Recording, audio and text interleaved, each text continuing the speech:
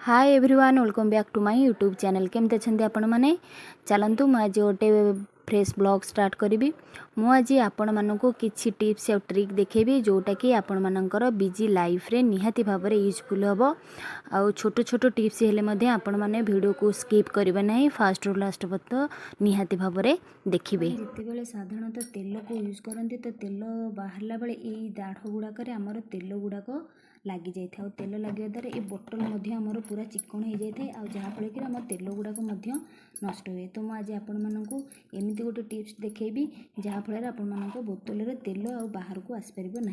तो आपण मान पाखे एमती बैंड थी मुंडे बांधापा तो ये बैंड को आपण कौन करेंगे ना यमतिया देदेवे। तो ताकू एमती पिंधेबा द्वारा कौन हम ना ये जो आमर तेलटा लीक कर यही पट बैंड्रे सब लगिज आउ डबारे आमर लगे ना जहाँफल कि आपण डबा आउ असना हम ना। तो आपण मान घर तो एमतिका हेयर बैंड थी तो हेयर बैंड्र यूज आपमती मान एमती तेल डबार मुहर एमती देदेवे देखिए आपंकर डबा पूरा सफा रेल बोहब ना।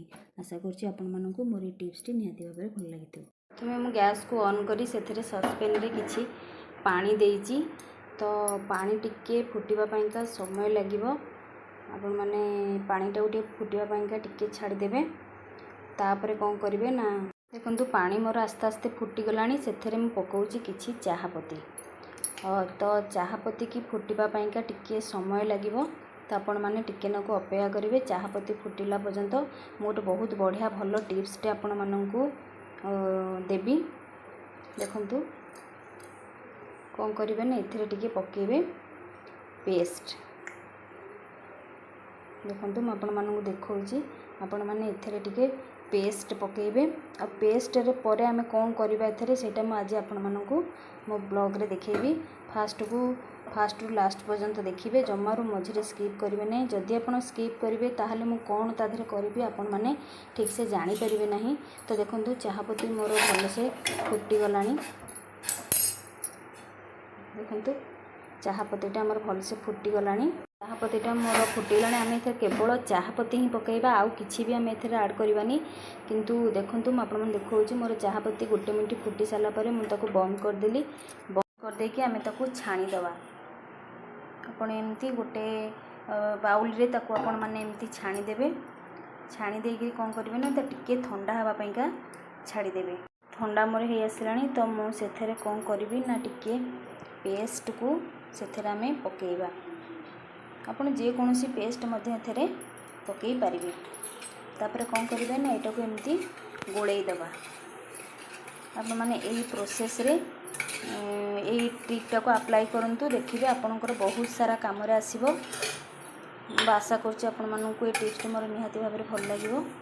देखंतु मु गोलई देली आ टिके नख उषुम थिबा आमे यही टिप्स टिके अप्लाई करबा। देखंतु मोटे गरम अछि तो सेथिरेगा मु टिके नकु ठंडा हेबाका टिके छाड़ी गोटे ठंडा ही आसलानी। तो मुझे कपटा आपण मानक देखा मोर केते असना होती। तो आम जिते चाह पी था तो चाहार किसी दाग आमर 8 दिन हो कि 5 दिन हो आमर चाहे गोटे कप्रे गोटे दाग आसी जाए।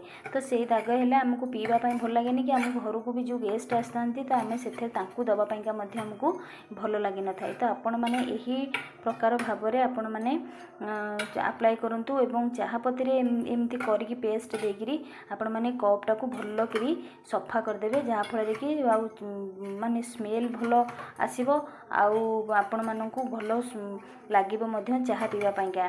तो चाह तो आम साधारणतः समस्ते पी था एवं चाह कपटा आमर बहुत दिन रे हेला परे से दाग गुड़ाक लगी जाए। तो आपड़ ये भाव में करूँ देखूँ कप भीतरटा मोर केते क्लीन हो गला माने मु किछि ब्रश करनी कि किछि स्क्रब रे मध्य करनी केते चकचक हो गला मोर। देखूँ आपण माने मो हाथ भी भितर मारिनी खाली पानी रे आपण माने टिके नकु रखिकी आपण चारिपटे टिके नकु देदेवे देखिए आपण मानकर कपटा बहुत सुंदर भाव में सफा मध्य हो। आशा करछि आपण मानक मोर ए टिप्स टी निहाती भाव में भल लगी निहाती भाव में।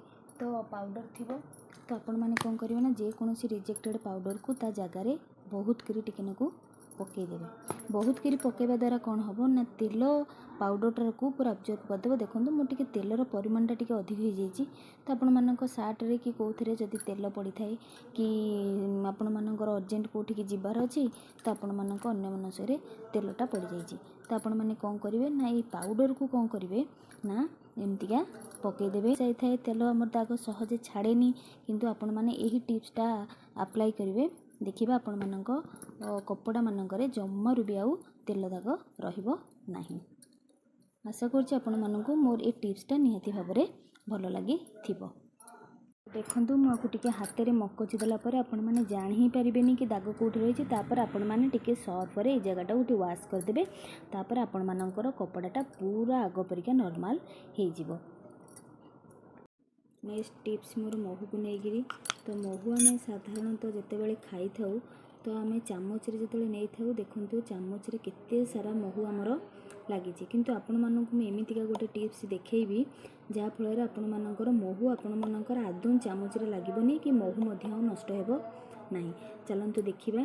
ଦେଖନ୍ତୁ ମୁଁ ଚାମଚରେ କ'ଣ କଲି ନା ଟିକେ ତେଲ, ଆମେ ଯେଉଁ ଖାଇବା ତେଲ, ସେ ତେଲ ଆପଣମାନେ ଟିକେ ଚାମଚରେ ଲଗାଇଦେବେ। ଚାମଚରେ ଲଗାଇବା ଦ୍ୱାରା କ'ଣ ହେବ ନା ଆପଣ ଯେତେବେଳେ ବି ମହୁ କାଢ଼ିବେ ଦେଖନ୍ତୁ ଆପଣମାନଙ୍କର ଚାମଚରେ ଟିକେ ନାକୁ ବି ଲାଗିବନି। ଦେଖନ୍ତୁ ପୁରା ପରିଷ୍କାର ଭାବରେ ଆମର ମହୁଟା ଚାମଚରେ ଛାଡ଼ି ଯାଇଛି, ଆଉ ମହୁ ମଧ୍ୟ ଆମର ଜମାରୁ ବି ୱେଷ୍ଟ ହେବ ନାହିଁ।